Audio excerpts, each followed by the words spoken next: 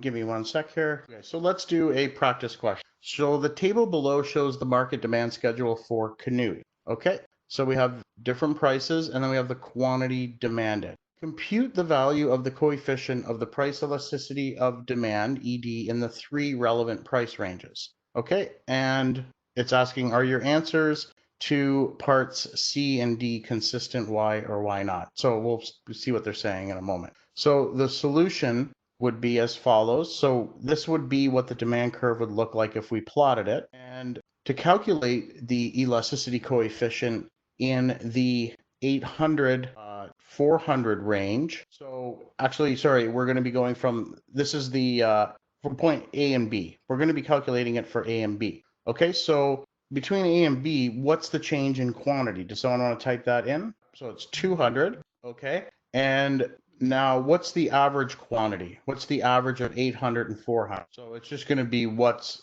in the middle, 600, okay?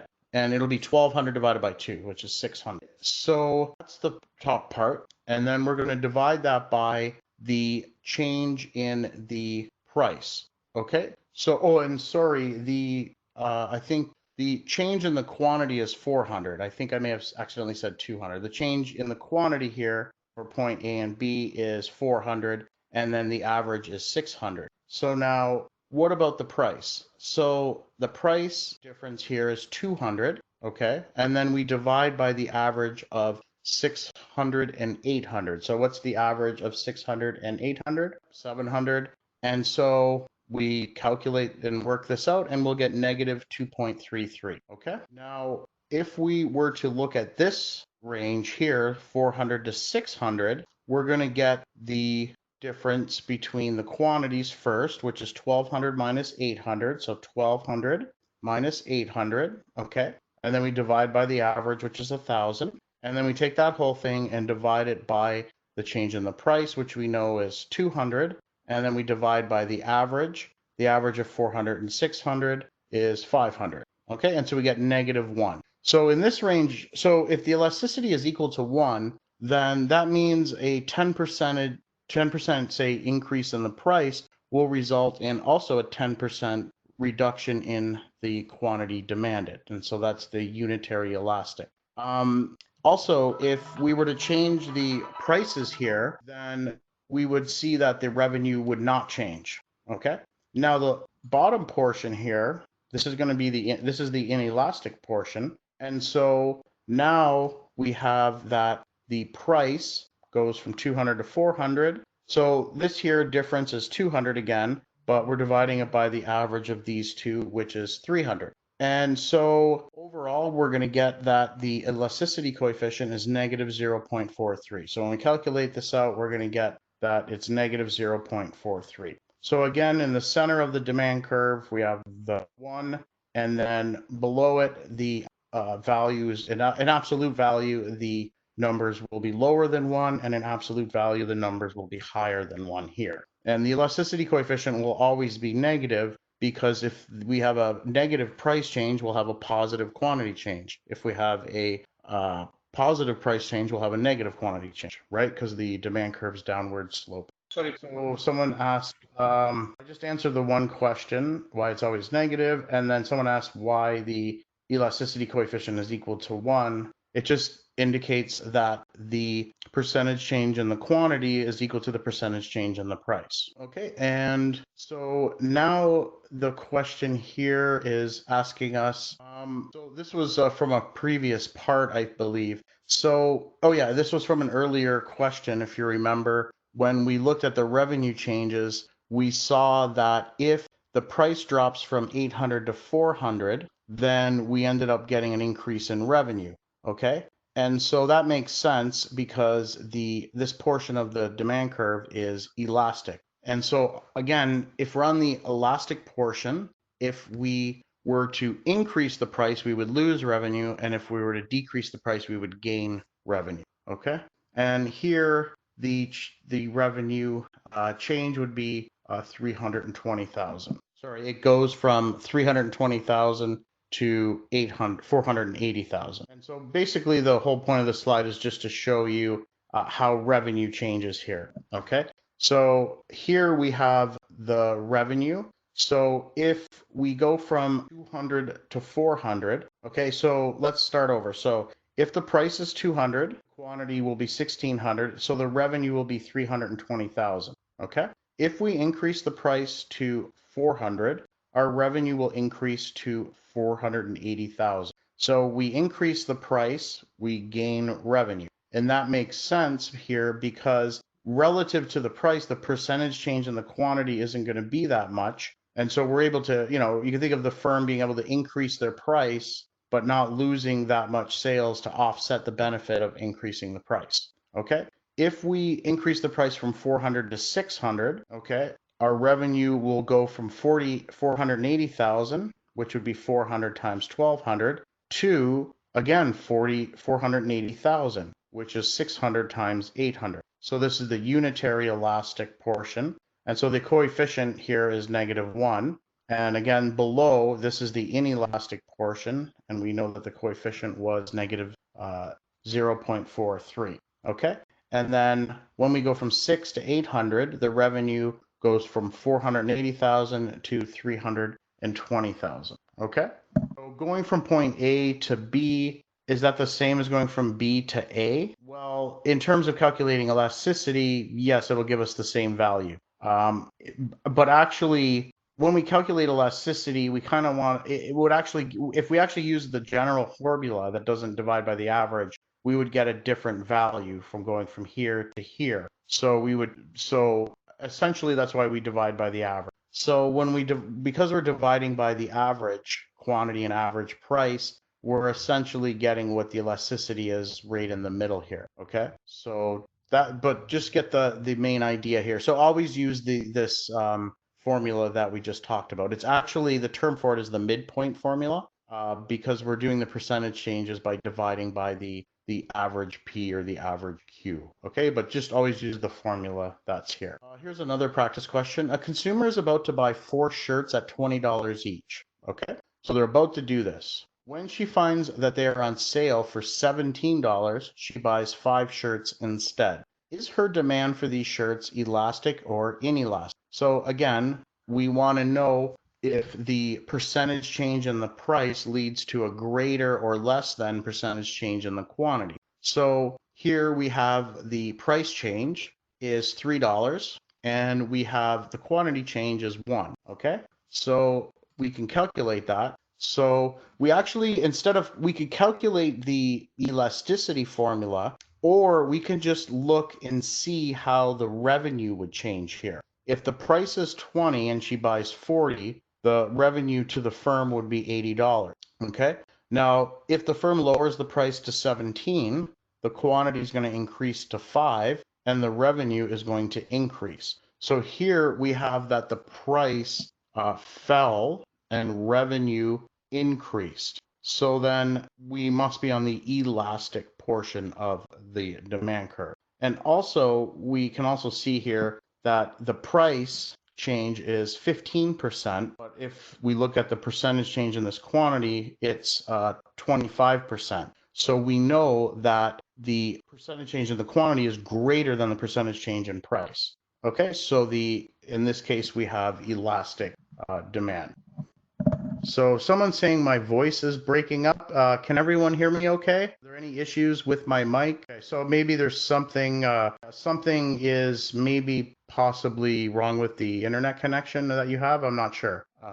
But anyways, keep me updated. Okay, so that was the end of the first part of chapter 3. Now we're going to continue with the second part. We're actually now going to talk about other types of elasticity. So we just talked about the whole time the price elasticity of demand, and that is the consumer's responsiveness to price changes. And it's the percentage change in the quantity over the percentage change in the price. But we have other measures. We can look at the income elasticity of demand, and this measures the responsiveness of a product's quantity demanded with respect to a change in income. So in terms of the formula, it's similar to what we just did. On the top, you have the same thing. It's the average of the percentage change in the quantity. But in the denominator, we have the income. We have a percentage change in income here, estimated with the change in income divided by average income, okay? So again, this is measuring how much more or less people buy of a good when there's a change in their income. Let's look at an example. Suppose an increase in average consumer income from 20 to 40,000 causes the quantity demanded of computer tablets to rise from 1,000 to 2,000. Okay, so in our numerator here, we're going to have the change in quantity divided by the average quantity. So what's the change in the quantity here? Anyone want to type that into the chat function? So the change in the quantity is 1,000. So we're going from 1,000 to 2,000. Okay. And the change in income is how much? 20,000. Good. And so what's the average of the quantities? 1,500. And what's the average of the incomes? Perfect. Yeah, 30,000. So we have all of the information we need. So let's do the calculation. So in the numerator, we're going to have the change in the quantity, which is 1,000, divided by the average quantity, which is 1,500. On the bottom, in this denominator, we're going to have the change in income, which is 20,000. And then we're going to divide that by the average of these two numbers, which is 30,000. And when we work this out, we get that it's equal to 1. Okay, so in this case, it's positive, and if there's say a 10% increase in income, that will lead to a 10% increase in the quantity demanded. Now, in the case of income elasticity, it can be either negative or positive. What does it mean if it's negative? Well, let's think about it. So what's our ratio? Our ratio is the percentage change in the quantity over the percentage change in income. So if it's negative, that means for example, 10% increase in income would lead to a reduction in the quantity demanded. So if it's negative, it's suggesting that whatever good we're talking about, we would buy less of it with our income. Can anyone think of a good that you would buy less of it?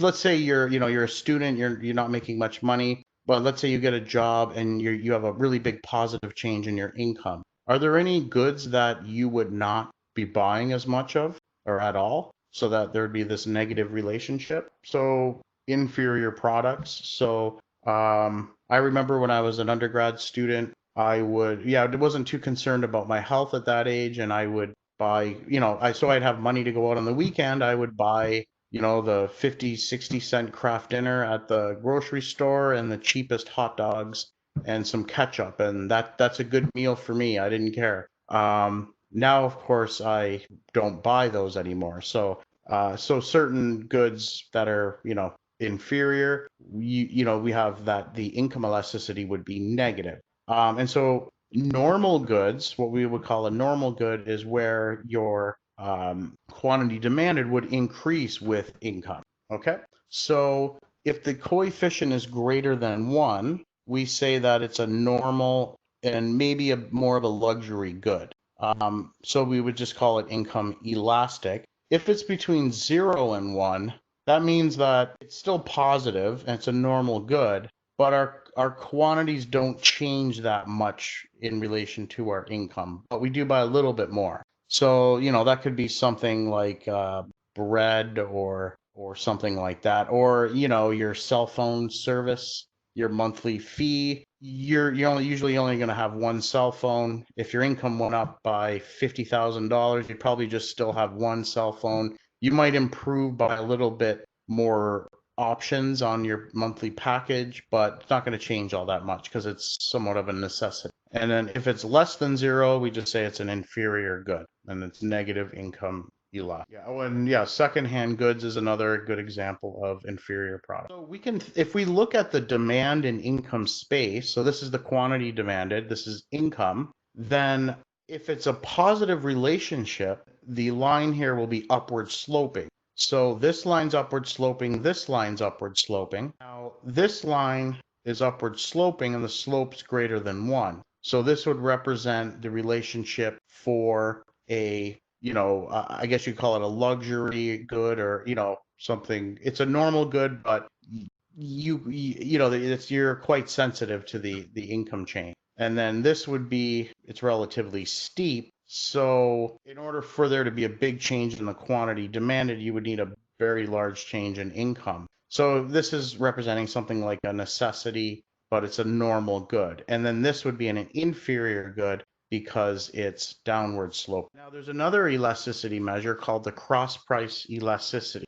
So remember before we talked about, when we talked about the demand curve shifting, we talked about the price of related goods, substitutes, and complements. So the price of a related good can, is a determinant to the quantity demanded in the other good that's related to it. Okay, so cross price elasticity is looking at the sensitivity in terms of the quantity demanded to the change in the price of a related good, or we could just say another good in general. And then when we calculate the value, then we can determine whether it's a substitute, a complement, or they're just completely unrelated. So cross price elasticity is the responsiveness of the quantity demanded of one product to a change in the price of another. So we'll call the first good X and the other good Y. So in mathematical terms, on the numerator, we're going to have, again, same as before, the quantity demanded. Instead of dividing it by the own price of the good,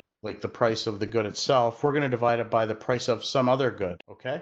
So again, we're looking at a ratio of the percentage change in the quantity demanded with respect to the percentage change in the price of another good, okay? So let's look at an example. Suppose a drop in the price of computer tablets from 1,000 to 500 causes the quantity demanded of laptop computers to fall from 5,000 to 3,000. Okay, and so if that's the case, what's the cross price elasticity of demand? So someone has asked me to use a laser. I'm just going to see if there's any other options here for a pointer. I can't seem to find anything else other than the mouse. But everyone can see me moving this, right? Oh, left bottom corner. Oh, learn something new every day.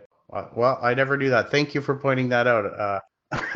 That's great to know. That's much better than the mouse arrow. Okay, so how do we calculate this? Well, we know that, so in the numerator, we're going to have the change in quantity. So what's the change in quantity here? 500, okay? And then what's the average? Oh, sorry, the quantity change is 2,000, not this here. This is the price. So the average, so the change in the quantity is 2,000. And what's the average of these two numbers? Well, no one wants to, it's 4,000, right? And so that's going to be our numerator. The denominator is going to be the change in the price, which is 500, divided by the average here, which would be 750. So here then we see that this is the general formula, and we're going to put our numbers in. And when we calculate this, that the cross price elasticity is 0.75. So this is positive. So if this is positive, what does that mean?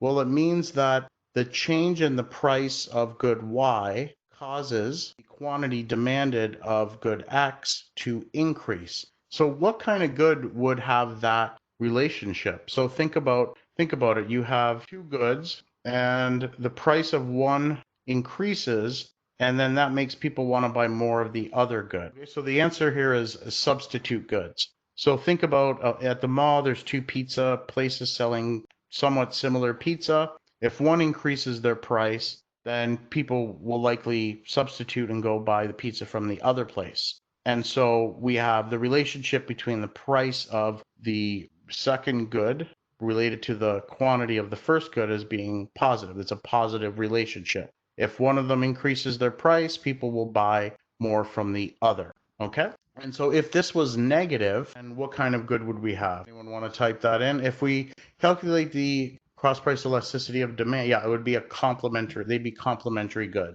And what if we calculated this and it was close to zero? What would we then say? Well, that's basically saying that the goods aren't really related. So if the price of laptops increases, that should have no impact on the quantity demanded of hamburgers or something like that. So when we talk about normal goods, as someone just mentioned in the chat, that's not what we're talking about here. Normal goods are when we look at the income elasticity of demand. Okay, so again, substitutes goods will have a positive sign, complementary goods will have a negative sign, and goods that aren't related, we can say they're independent, would be near zero. So something like hamburgers and house paint. If we were to look at the price of good X, for example, and the demand for Y, so this is the quantity demanded of good Y, but this is the price of good X. So this isn't the typical space that we look at, right? We usually have the quantity here for X, but we have the quantity for Y.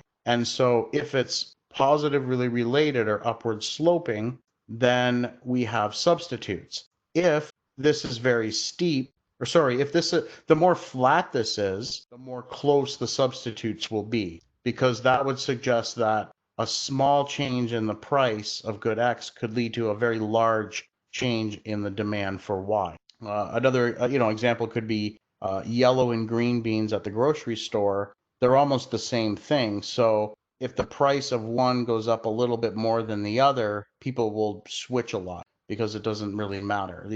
So they're very, very close substitute. But if this is very steep, then they're somewhat weak substitute. So if in the mall example, you have, say, a really fancy deep dish pizza, and you have another pizza place that sells just regular traditional pizza, but maybe, it's not very good. They don't use quality ingredients, then they're still substitutes, but not as weak. So it would take a much larger price change to get the quantity to change a lot. Okay. And then if we look at complements, we have, again, we're looking at a space that's different than we typically look at. Here we have the price of good A, and then we have the quantity for good B. So if this is a negative relationship, meaning that if the price falls of good A, and that leads to an increase in the demand for B, then we're talking about complements, right?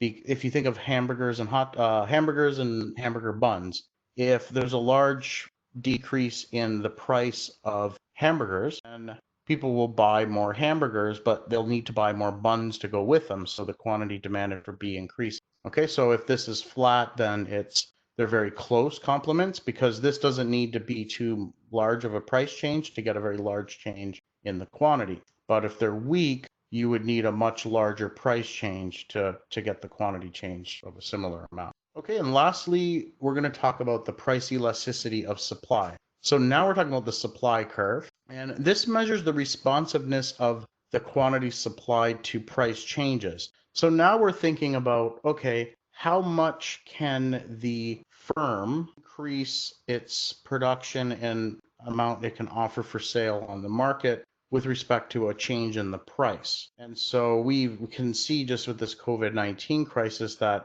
some companies are more responsive than others. For example, right now, sometimes I think laptops are very hard to find. There's certain computing items now that are very difficult to find, or there's shortages of them. I just went to buy a motherboard for my computer, and the one I was looking for was not. I couldn't find it anywhere online or in the stores. So there's a large increase in the demand, which drives up the price. If a firm can't quickly respond to that, then we say they have inelastic supply. Okay, other things, we don't see any shortages, so they might have more elastic supply. It all depends on the good, right? If you were talking about doubling the production of gasoline for cars, well, that could take a long time, right? Because you have to build a new refinery. So, the current refinery that might be operating somewhere might be at 80-90% capacity. So it could maybe quickly increase a little bit of its output, but if it wants to, say, double its output because of a large increase in the price that it can get for gasoline, then it's going to take quite a while for it to be able to do that. So in the short run, the supply is very inelastic. Okay, so that's the idea with what we're going to talk about. And again, it's again a ratio of the percentage change in quantity over the percentage change in the price. So elastic supply would then mean that the percentage change in the quantity supplied more than the percentage change in the price. And then inelastic would just mean that it's less. So a 10% change in the price would lead to a less than a 10% change in the quantity supply. So let's look at an example. So an inelastic supply curve is going to be shown on the left here. So it's relatively flat. Okay. Now in the right diagram, so let's finish with this diagram. So here, if we increase the price 50%, the percentage change in the quantity demanded would be 100%. So clearly that's elastic. Now with this supply curve on the right, we see that a 50% increase in the price will lead to a less than 50% change in the quantity supplied. So this is elastic. Okay, so an inelastic supply curve is steep and an elastic supply curve is more flat. Okay, and again, we're talking now about the responsiveness of the producer to changes in price. So when we draw this supply curve here, we're drawing it and saying that the this producer is quite, fairly responsive to price changes. So if the price increases, they can, respond easily and increase their production. Where here the quantity supplied is not fixed, but more fixed than in here. Okay, so there's only a small range at which it can change. So let's just do a practice question. And here we're not thinking about calculating elasticity, we're just thinking of the concept in general. And we're asked, which would be more inelastic and why? The supply of paper clips or the supply of housing? Can anyone take a guess? So housing, and why is that? Well, inelastic means that if there's, say, some kind of a change in the price, let's just think of an increase in the price that home builders can get for new homes, are they able to quickly respond and offer new homes for sale? Well, so we're thinking about a particular period in time, all of a sudden the price is higher. Can these firms immediately respond to that higher price by offering new homes for sale? Well, the answer is no, because it takes time to build new homes. And so the quantity supplied of new homes, within a less than a year period likely is inelastic, right? It's perfectly inelastic actually, because it takes time to build a new home. But paper clips, I'm sure it wouldn't take that long, fairly quickly. There wouldn't be that many obstacles for a firm that makes paper clips to, say, double their supply.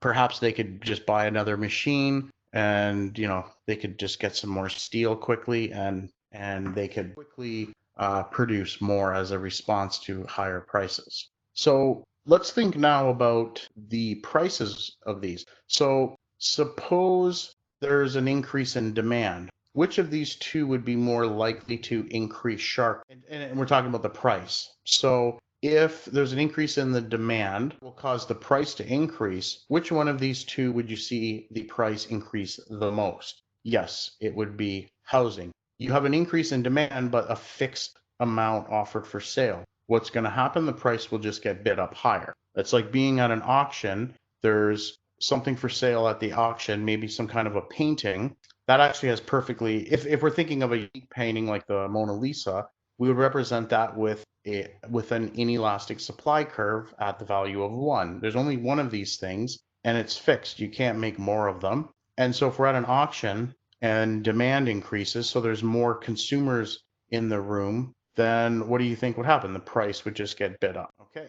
Whereas paper clips, and we're assuming there's more than one producer of paper clips, so if it's easy for them to increase their output and they know that there's an increase in demand, well, they can quickly meet that increase in demand with more production, and so there won't be as much room for the price to increase. The price won't need to increase all that much for the market to clear. Which would be more elastic and why? The supply of medical doctors or the supply of office clerical workers? Because just think of how long it would take to train someone for either of these two occupations. Clerical workers, because it takes less time relative to a doctor. So that would mean that if we were to draw a supply curve of clerical workers, it would be more elastic than the supply of medical doctors. And so, of course, if you were to think about their income or wages, if there's an increase in the demand for both of these types of workers, which ones do you think would experience the highest increase in the price of their labor? Yes, that's Mahek made a good point. When we talk about when we talk about elasticity of supply, the time frame is very important. So the immediate period, if we're thinking about like today's market period, so suppose you think of a farmer with a truckload of peppers going to the farmer's market for the day. Well, they can't go back and get more. Maybe it takes too long to go back to the farm, and then they gotta, pick them and all that. They're fixed. When they go to that market for that day, their supply is fixed. So that's like the immediate market period. And so we would draw a vertical supply curve, which would be perfectly inelastic. But over time, if demand conditions do change over time, the farmer can adjust how much he brings to the market every week. If he needs to get 2 trucks and hire another driver, well, he can do that. So the elasticity of supply tends to become more elastic over time because over time, more obstacles to production can be overcome. Okay, so and just to continue with this last question here, 4, of course, the incomes of doctors we would expect to increase more than clerical workers because of their fixed supply. Of course, that's if there's, healthcare is in a private market system. In Canada, the incomes and it's much more complicated. It's determined by the government, so that wouldn't really apply in Canada. But if we were thinking of a private healthcare system in a market environment, then this would apply. Okay, so we kind of already covered this, but let's look at it on a diagram. So this would be a perfectly elastic supply. And so this is the extreme. So this is when an increase in demand can be met without any change in the price. And then perfectly inelastic supply, saying that the supply is fixed. It cannot change. So if we have an increase in demand, it's just going to drive up the price. Okay. But if we have perfectly elastic supply, then there's no need for the price to be bid up. The increase in demand would translate directly into an increase in quantity. And so the short and long run. So again, the short run is a period during which the quantity of at least one of the resources used by a business in an industry cannot be varied. So, for example, the size of a plant, the number of skilled workers, the amount of land, these types of things are generally fixed in the short run. But in the long run, however, a manufacturer may be able to increase output by paying workers for overtime. In the intermediate run, this is the period during which the quantity of all resources used by businesses in an industry cannot be varied. So this is like the immediate market period example I was telling you about. So, there's not too much, you can't really increase any of your output. And the long run, things are going to, the supply is going to be more elastic because the quantity of all resources used in an industry can be varied. So any, short run obstacles can be overcome. You can train new workers, increase your plant size, etc. So back to, we've already talked about this. So this was related to Mahek's comment. So time and supply elasticity are very closely related. So in the short run, supply is either elastic or inelastic. In the immediate run, it's perfectly inelastic. And then in the long run, we could say it's perfectly elastic. We won't get into too much detail here. That's assuming that the price doesn't need to change. And here we just have an illustration. Nothing much here to talk about. So let's think about, again, about the long run, and then we'll talk about constant cost and increasing cost industries. So let's suppose if strawberries are produced in a constant cost industry, a higher price of strawberries raises production but not resource prices. So this is because as new businesses would enter the industry in the long run due to a higher price of strawberries, the price then would gradually be pushed back down to its original level. So the idea here is that, you have strawberries and you're thinking of, okay, there's an increase in demand or something like that. That will increase the price, but that will also increase profits and may attract more people into the business. And this would happen and would tend to drive the price back down to what it was before. Okay. And so if that's the case, therefore the long run supply curve for a constant cost industry would be perfectly elastic. However, it's possible that increase in the demand, So if you're thinking of an industry and you're thinking of the firms in the industry, they're going to be purchasing certain inputs to production, right? If the demand in the product market tends to, that's going, it's basically you have that they're going to be producing more to meet higher demand. But what could happen is they could drive the prices up of the resources they're using. Maybe a better example would be something like electronics. And if there's maybe there's a certain type of electronics that uses a certain type of rare metal. And so if the demand for that whatever the electronics are increases a lot, the firms need to buy more of that rare metal to make it. And so they're going to drive up the price of that rare metal. And so although the price gets higher, their costs are increasing as well. So that may attract some firms into the industry, but the price isn't going to go down to what it was before because of these higher costs. So that's the idea there. So a higher price of strawberries raises production. So when we're saying a higher price, we're saying because there's some kind of an increase in the demand, right? And so a lot of people want strawberries. We're going to produce more strawberries, but that could end up causing resource prices to increase. So whatever inputs to the production of strawberries, maybe fertilizer or something like that. So if the price of fertilizer gets driven up as a result, then there's still going to be some attraction for new business to enter the industry in the long run because there's a higher price. But this price is not going to get pushed back down to its original level because now the costs are higher. So it's going to go down to the lowest possible level, but this level will be higher than it was originally. So if this is the situation, then we simply just have a long run upward sloping supply curve rather than a completely horizontal supply curve. So it would still be very elastic. So this would be a constant cost industries long run supply curve, be perfectly elastic, because if there's an increase in demand, it's going to attract more firms, drive the price back down. So you can think of the price always wanting to hover around $2.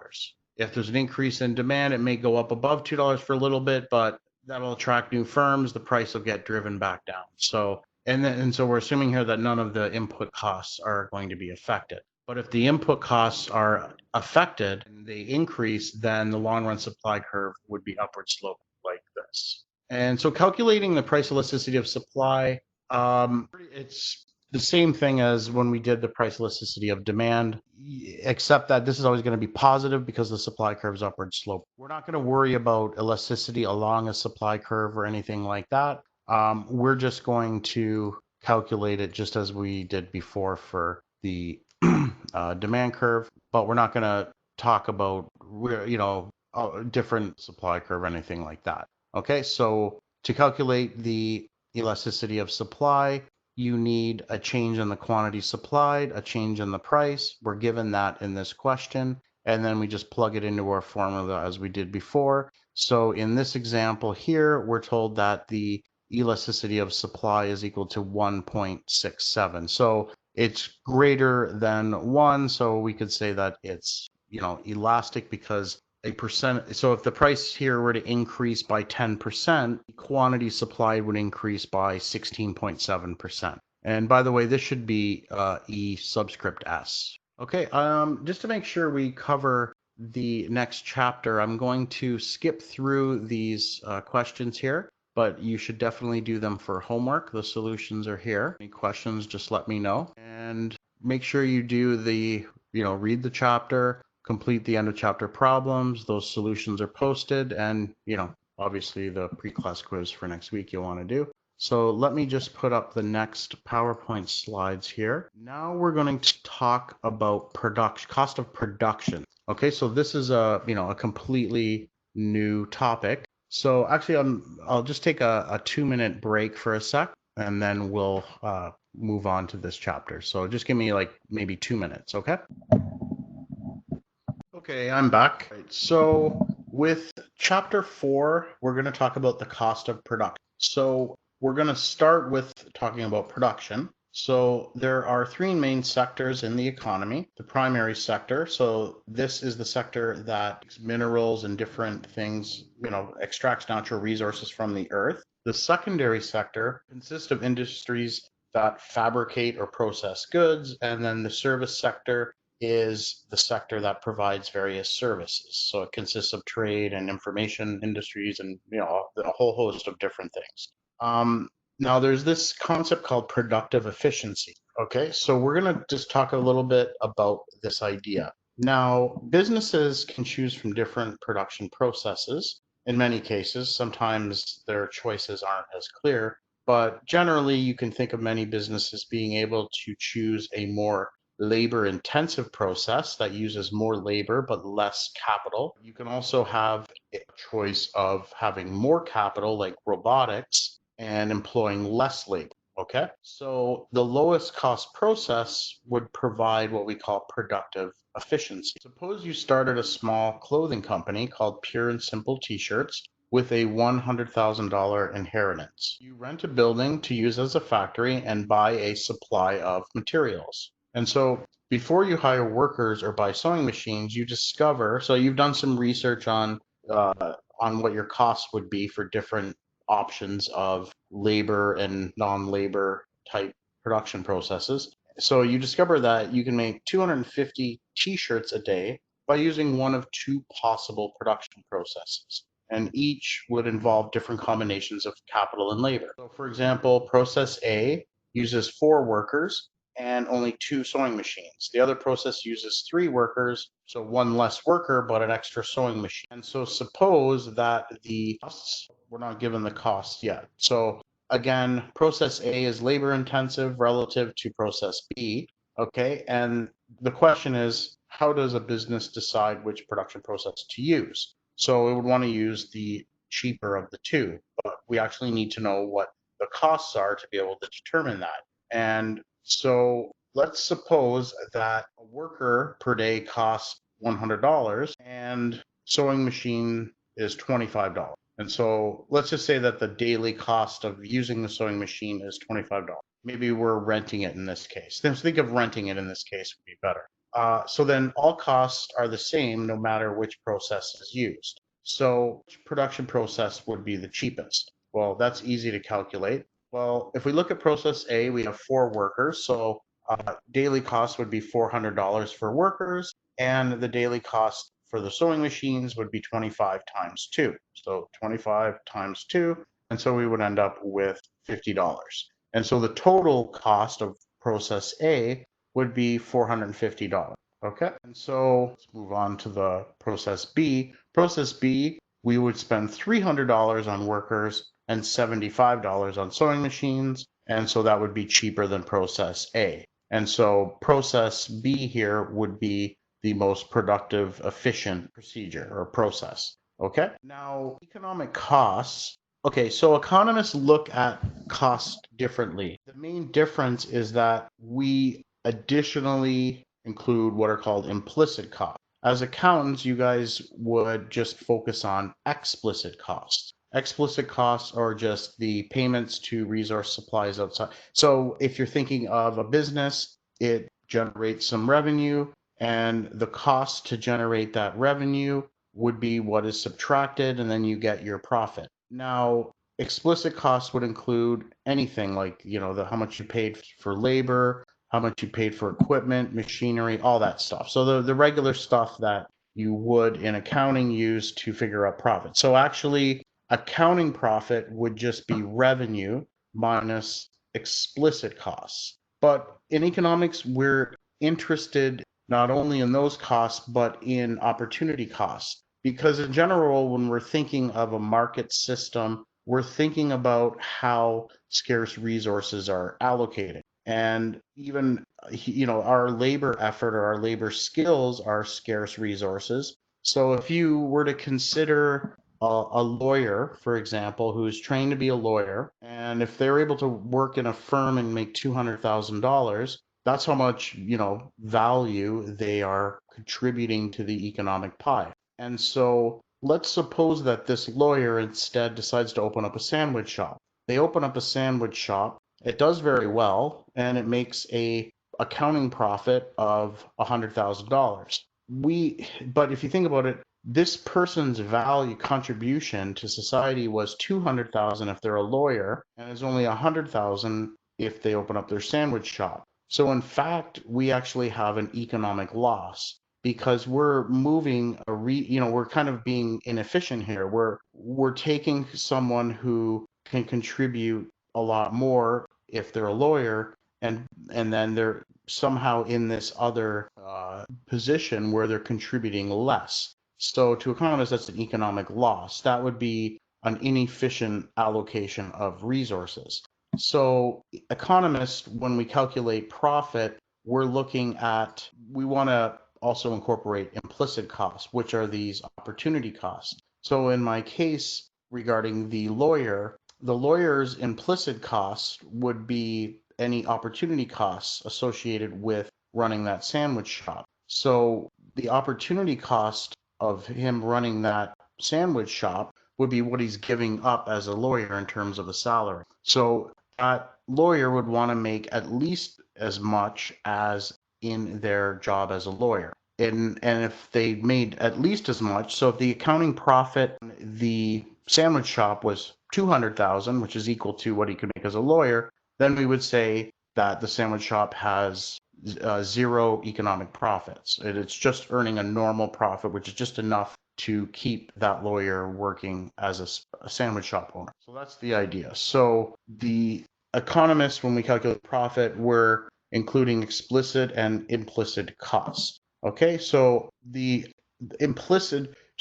one implicit cost would be normal profit. The normal profit is just the minimum return the owners would require to keep their funds and entrepreneurial skill tied up in the business. So with my example, the normal profit that he would have to make would be $200,000.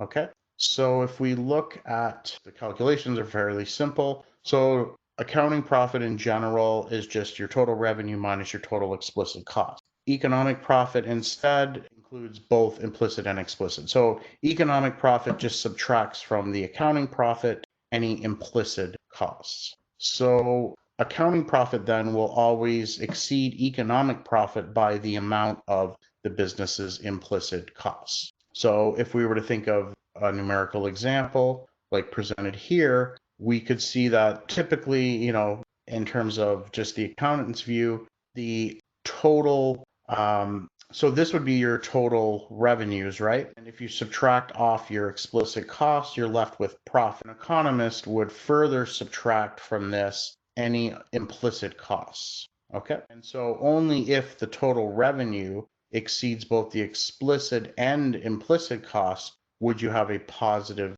economic profit. Okay, again, I'm gonna let you do these for homework just to make sure we can cover as much as possible today.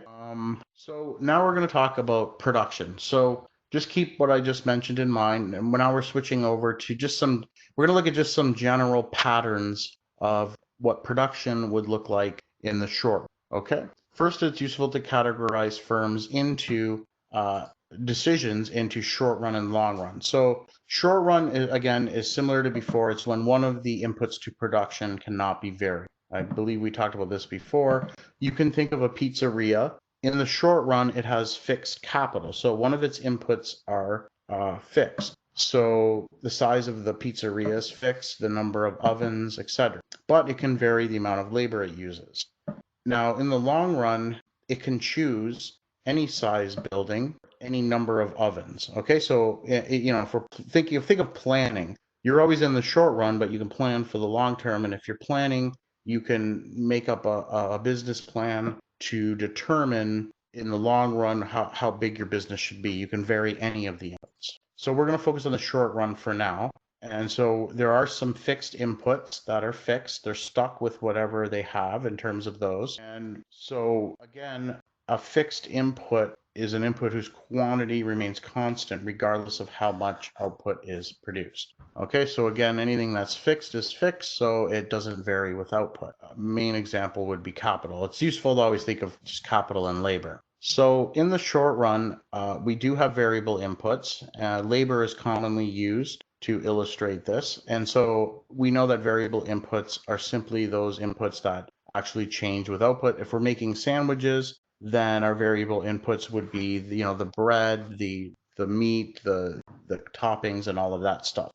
So that's the short run. Now, there's different measures that we're going to look at. So the first one is average product. So if we're thinking of a production process, we have some output that the firm can do. We can vary labor to get different levels of output. The average product is just simply the total amount of production divided by the amount of labor used to produce it. And so that would be the average amount that each worker would be contributing. Okay, so it's total product divided by the number of workers. Marginal product, on the other hand, is at a certain level of output. That's what we're thinking of, given a certain level of output, if I hire another worker, how much more output am I going to get? And that's going to be different. That's not going to be linear. At first, if you think of I guess I'll use my pizzeria example again. At first, if you just hire one worker for the pizzeria, you're not going to get that much pizza in terms of output because you have someone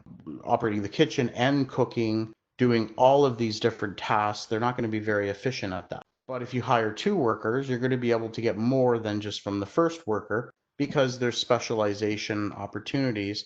You could have one worker in the dining room, one worker in the kitchen, and that's going to be a little more efficient. And then similarly, you can probably hire a few more workers and your production will improve. But then at some point it's going to fall. We'll talk about that in a moment. But marginal product is just that additional contribution to output from hiring an additional worker. And that can change depending on what level of output you are. So this person's so someone's asking, if an unemployed person starts a business, economic profit will be equal to accounting profit. That is a good point. Yeah, it depends on if I would say if they're unemployed, because they could be a lawyer and they're unemployed if they're just in between jobs. So in that case, I would say no. But if it's maybe something like a discouraged worker or maybe someone that had some kind of an injury for a few years and all of a sudden then they open up a sandwich shop, then yeah, if their implicit costs are zero, so if what they're giving up to run the sandwich business is zero, then their accounting profit will equal their economic profit. So that's a good question. So again, these are just the different measures. Total product, of course, is just the total quantity. Marginal product is the change in total product with respect to a change in labor. Okay, again, it's that, we're thinking on the margin. If I hire one more worker, how much additional output would I get? An average product is just taking your total output. So let's say I made 1,000 units of output and I used 100 workers to get that. Well, then my average product would be 10. You would just divide those. So it's just total product over L. There's no change here. This is change in total product over the change in L. This is just total product over L. So let's go back to our pizzeria example. So at first, when you're hiring workers, there's some opportunities for specialization. But at some point, those are going to get exhausted. And so you're going to get to a point where you hire an extra worker. They're going to be able to make some more pizzas. You'll get some, they'll contribute to overall output. But at some point, their contribution will become less than the person they hired before. Okay, so that's what the law of diminishing returns is, and I mean it's just a general pattern, and we're saying that this would happen in the short run because of our assumption of fixed. One of their inputs to production is fixed. So if you have capital fixed and you're hiring labor, there's going to be some point where you're just not going to be able to get much more production out of hiring additional workers. Okay, it could actually in fact become negative because you could think of the pizzeria. At some point, if you're hiring, you're going to have too many workers that they're tripping over each other, and it would actually cause you to produce less. That's not diminishing returns. That would be where you have negative marginal product. Diminishing returns is when the marginal product begins to fall. Okay. So just more formally, according to this law, the addition of more variable input causes marginal product to fall after some point. And again, my pizzeria example, I'm just for illustration in that example, if you're going to get to a point where you're going to hire another worker and they're going to contribute less pizza to overall production than the worker they hired before that person. And then average product will also fall after some point, especially if on the margin the product is falling as well. So let's look at an example. So in this table, we have our labor going from 0 to 6. We are told the total product. So in this example, when we hire the first worker, we get 80 units of output. In this case, it's t-shirts. We hire the second worker, we don't just get 80 more, that would be 160. We actually get 200. So we're getting more output this person than this person, right? This person contributed 80, and then now this person is contributing 120. But then when we hire the third worker, it actually increases by 50. So now we have diminishing returns kicking in. Okay, so this is the total product. And we can even see here when we go from the fifth to the sixth worker, we're actually reducing overall total product. And so if we calculate marginal product, which is just the change in total product with respect to a change in labor, here the change in labor is always equal to 1, but you could have a table where this would be 0, 10, 20, etc. So you always want to divide by the change in labor. Okay, so if you always remember to divide by the change in labor, you won't make a mistake if the table is given to you when these are not just one, increments of 1. So marginal product is here. So again, the first worker contributes 80, the second worker 120, and then all of a sudden the marginal product starts to fall. So the marginal product increases here, and then afterwards it falls. It even becomes negative here. This isn't diminishing returns. Diminishing returns happens when marginal product starts to fall. And then if we were to look at average product, we see that it would be given by this amount here. So if we look at the graph, we have our total product. Now our marginal product based off this graph is given by this. So we have at first it's increasing. So we see that marginal product's increasing, goes up to 120, and then it falls, and then it even becomes negative. So diminishing return sets in right here. That's when it's falling. Now, if we look here, at first, when we're hiring workers on the margin, we're increasing. The marginal product is increasing. And so that means also that the average product would be increasing. And in fact, anytime the marginal product is above the average product, it's going to make the average product decrease. I mean, if you think of taking an average of a bunch of numbers, if you're putting in numbers that are higher than the current average, the average is going to be increasing. But here, the marginal product will eventually start falling. And so then it's going to start, eventually at some point it's going to hit the average product. And so it's going to hit the average product at its maximum. If you think of the numbers here, they're higher than average product, but they're falling. And so that's making the average product increase at a decreasing rate. Eventually they intersect. This continues to fall and will pull down the average product. Okay, so that's the relationship between average product and marginal product, and we have our total product up here. And if you remember your calculus, if you've taken it before, the marginal product is just the derivative of the total product curve with respect to labor, right? It's just the if you think of lines tangent to this curve, the slopes of those lines at first are high and then they fall. And here, this is an inflection point. The inflection point coincides with diminishing return, because up to this point, we're increasing output at an increasing rate, but as soon as diminishing returns comes into effect, then we are increasing production, but at a decreasing rate. So the slopes of these lines here will fall. Okay, so we can think of the first range as where marginal product is rising. The second range is where it falls, but it's positive. And then here, after this, it's actually negative. Okay. So this diminishing marginal product is only something that applies in the short run, because we're assuming that there's some fixed input to production. Why the marginal product is in the middle? So someone's asking why the marginal product is in the middle. I'm not sure what you mean by that question. Anyways, I'll move on, hopefully. Oh, between 1 and 2. The marginal product is this whole column, right? The marginal product at first, in this example, increases and then it falls. So this is just a numerical example. We're just in this example, we know that marginal product starts to fall after hiring the second worker. Okay, so this here is just showing you your total product curve, and the marginal product obviously then is the change in the quantity associated with hiring worker.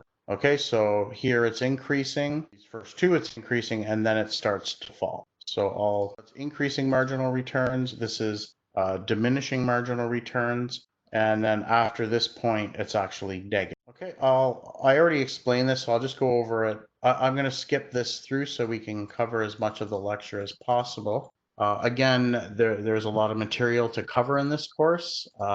I'm not the one who made that decision. That's the CPA. So I'm trying to do my best so that we don't get too behind. So now I'm going to open up the next part of the chapter 4 lecture notes. Give me one moment. So we talked about production. Now we're going to switch over to cost, and they're very related to each other. So cost in the short run is the title. So now in the short run, again, there's some input that's fixed. So there's going to be fixed costs then and variable costs. So fixed costs are the cost of all fixed inputs. So these are things like insurance, the rent on the building. Variable costs we know are variable costs. They vary with output. So there's two types of costs. The total cost is just the sum of both of them. Marginal cost is the extra cost of producing another unit of output. So at some level of output, we're thinking of, okay, if I produce another unit, how much is that going to cost? So it equals the change in total cost divided by the change in total product. The marginal cost curve is shaped like a J because of the law of diminishing marginal returns. Now why is that the case? So let's think about that. So actually let me diverge for a second, just talk about that. I guess I can use this diagram here. So remember that at first, when the firm hired the first worker and the second worker, the marginal product increased, right? So the contribution of output for each worker was increasing. Now, if you pay these workers the same amount, which is usually what's done, there's usually a wage that everyone makes, then of course the marginal cost must be falling if the marginal product is rising. If if on the margin, when I hire another worker, I get more output than the worker before, but I'm still paying the worker, say, $10 an hour, and my unit costs are going to be falling. I'm getting more output, but I'm paying less. You can just think of what would the cost be? It would be the total, the cost divided by the output. And so if I hire the first worker, it costs me $10. Let's say they produce 10 units. Then, for that first worker, my marginal cost is equal to 1. If I hire the second worker and then I pay them again $10, so when I hire the second worker, my total cost will be $20, right, for the two workers. And now let's say that worker contributes more than 10 units of output. So this worker boosts production by, let's say, 20. And so then I'm at 30 units of output. So if that's the case, my cost or marginal cost will be 2 divided by 3, which would be less than 1. But if I hire another worker now and pay them $10, and so now I'm at $30 for 3 workers, and let's say this third worker doesn't only contributes 5 extra to production. Well, then my total output will just increase by 5 to 30. And so you can see this is starting to increase. This, this would be the marginal cost. This would be higher than this. And let's say I hire another worker and they don't don't produce anything.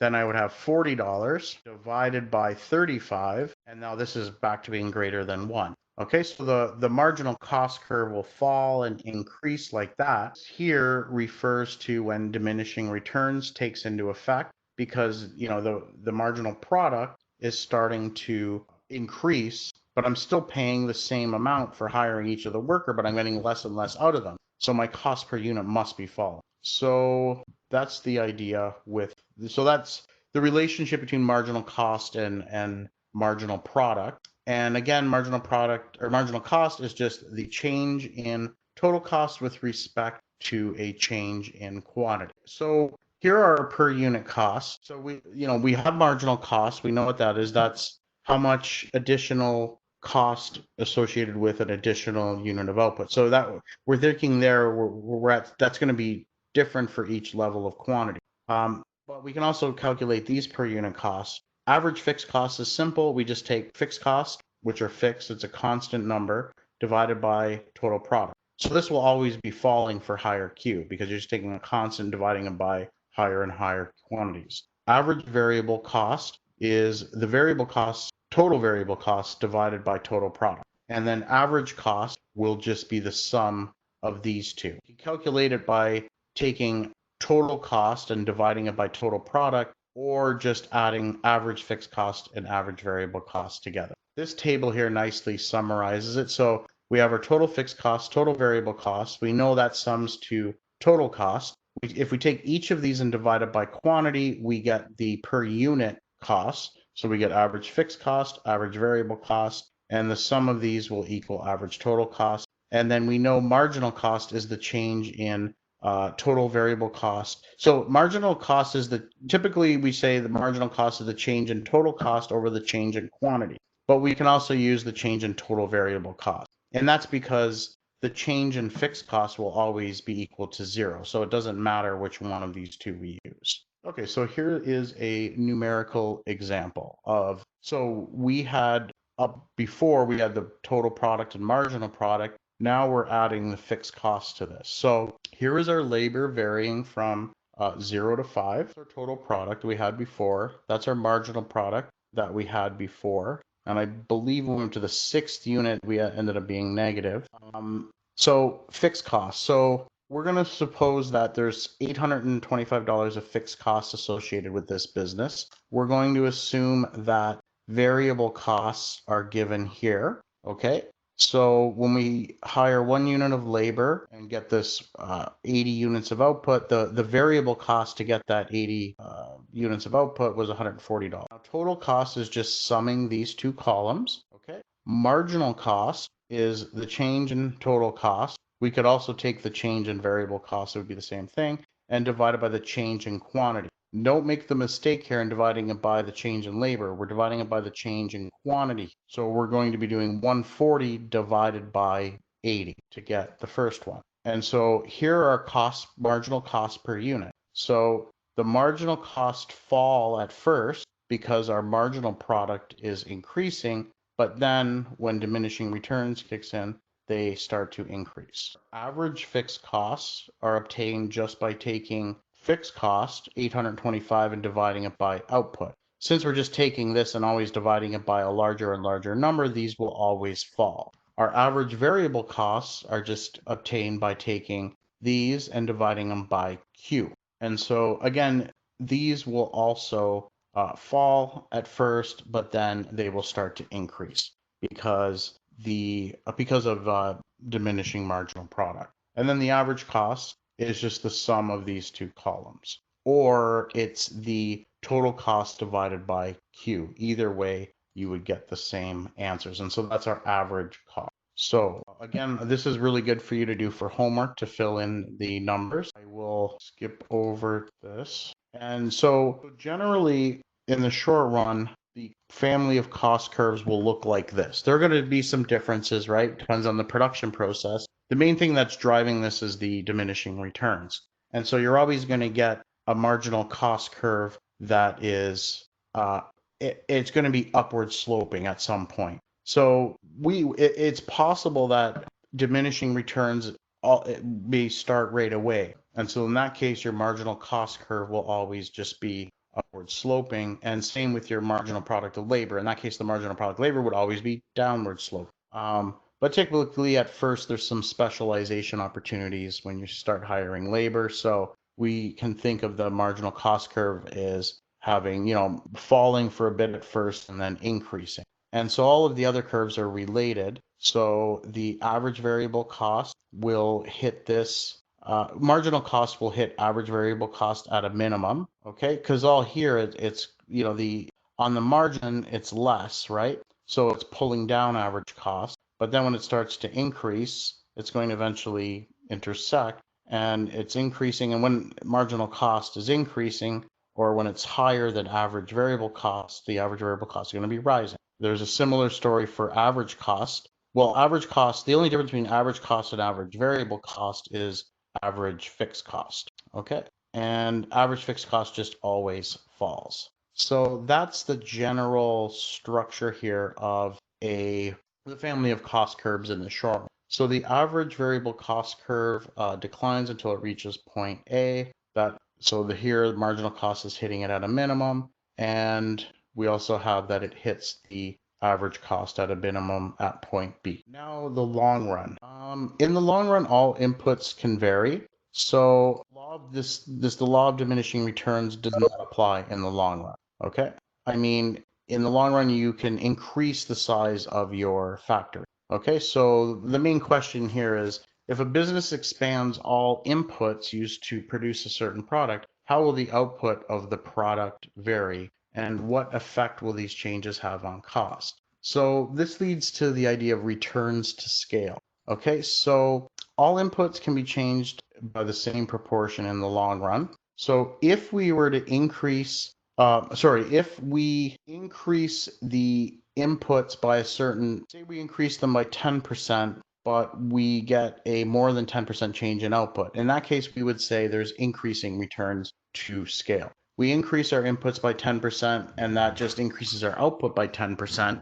This might be something more along the lines of service industries and that sort of thing, where the size doesn't really, if you think of like physiotherapy or something like that, you can double, triple the size of the building, triple the amount of workers. You're not going to get any more massages or whatever thing they're doing. But if you're thinking about manufacturing, that's a much different thing. You can, if you increase your plant size, that could, you could get certain opportunities for specialization that can result in you being able to actually get more than you did before. And then the opposite would be if you increase your inputs by a certain percent, like 10%, but you actually get less than 10% increase in outputs. So increasing returns to scale, constant returns to scale, and decrease to scale. So there's three different things that could happen in the long run. So increasing returns to scale are usually caused by like specialization or specialized management. Constant returns to scale arise whenever making more of a product means repeating exactly the same task. So that's like my physiotherapy example. Decreasing returns to scale are caused by management difficulties, or just give me one sec. Sorry about that. Okay, so we're almost done here. So the long run average cost curve. So we're thinking about the long run. And so now we're thinking about what the cost curve would look like in the long run. We don't have diminishing returns anymore, but we're thinking about planning for the long run. And so the firm would want to choose a plant size that, their capital in general, so that they could get the lowest cost per unit. And they'd have to also keep in mind what the demand conditions are as well.